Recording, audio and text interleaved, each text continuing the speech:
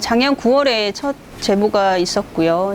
샤넬 직장 내 성희롱 사건이 첫 제보가 있었고요. 그 사건 이후에 회사에 이제 노동조합에서 제보를 했고 신고 접수되고 신고 접수를 회사로 했는데 회사가 외부 자문기관인 김앤장 법인에 이 사건을 일임하면서 사실은 이 사건 과정의 투명성과 공정성이 좀 침해됐다. 그래서 결과 조치를 신뢰할 수 없다라는 이제 그런 상황까지 번졌는데요.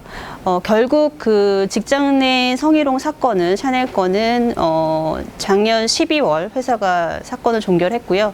그래서 이 가해자로 지목된 이제 본사 관리자는 어떤 뭐 합당한 처분을 내렸다라고 하는데 그 내용과 그다음에 어떻게 뭐 앞으로 방지할 건지 이런 거 대책은 하나도 이제 수립하지 않은 채로 사건은 종결됐고 그럼에도 불구하고 이 피해자들은 다수의 피해자들이 형사 고소에 나섰고 아직까지 검찰에서 수사 중에 있는 사건입니다. 그간의 회사에서 했던 인사 조치랑은 매우 달랐음을 저희가 확실히 느꼈고요. 그 점은 이제 어떤 문제가 접수가 됐을 때 회사에 문제가 접수됐을 때 이 가해자 피해자 보호 중심이 사실은 원칙적이었어요. 그래서 피해자를 중심으로 사건을 잘 해결하기 위해서 회사가 그간에 했던 뭐 분리 조치 후에 이제 사건을 긴밀하게 빨리 조사한다던가 이런 원칙들이 사라진 채로 어떤 객관적이고 독립적인 수사가 필요하다라고 하면서 그렇게 주장하면서 사실은 오히려 누구를 위한 객관성인지 의심을 들게 했거든요. 결국에는 피해자보다는 가해자를 중심으로 회사의 어떤 명성이나 이런 것들을 지키고자 노력했던 게 아닌가. 그런 것들이 여전히 분리 조치가 제대로 되지 않고 근무하고 있고 제일 중요한 것은 앞으로 어떻게 할 거냐. 이런 거에 대한 미연책도 전혀 마련되지 않은 거에 대해서 저희는 너무나도 실망하고 사실 괴롭기까지 하거든요. 수치스럽다라고 얘기까지 할 정도로 하루빨리 좀 개선해야 될 것 같습니다. 일단은 회사에서 그 사건을 종결한 이후에 그냥 검찰 조사만 마냥 기다릴 수는 없는 노릇이었고요. 이 사건을 지켜본 우리 샤넬에 있는 직원들이, 다수의 직원들이 느끼는 감정이 해소되지 않았고, 앞으로 그러면 어떻게 할 건가, 이런 거에 대한 해결점이 없었어요.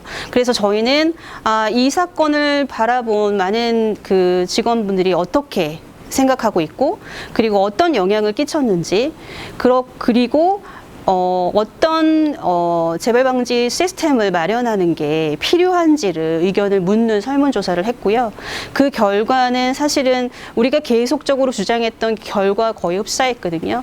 너무나도 큰 실망감을 보였고 거의 90% 이상의 실망감을 표현하면서 어떤 이제 재발 방지 대책이 필요하다라고 이제 이야기하신 것들을 담아서 최종적으로 노동조합이 그 요구안을 마련했어요. 그래서 현재 회사와 협상 중에 있습니다. 단체 협상 중에 있는데 여전히 회사는 일방적인 본인의 회사의 방식을 유지하겠다 이런 입장이 좀 안타까운 상황입니다. 일단은 기록을 하시는 게 가장 중요할 것 같고요. 당일에 뭐 일기나 혹은 주변 친구들한테 남겼던 카카오톡이나 뭐 메시지 혹은 뭐 SNS에 올렸던 내용들이 나중에 그 사건의 앞뒤 맥락이나 정황을 확인할 수 있는 굉장히 중요한 자료로 활용이 되기 때문에 일단은 어떤 형태로든지 기록을 남겨두시라고 말씀을 드리고 싶고요. 이런 상황이 발생을 했을 때 일단은 인사 담당자, 회사 내의 인사 담당자라거나 혹은 노동조합이 있다라고 하면 내부적으로 한번 고민을 나눠보시는 편이 좋을 것 같습니다.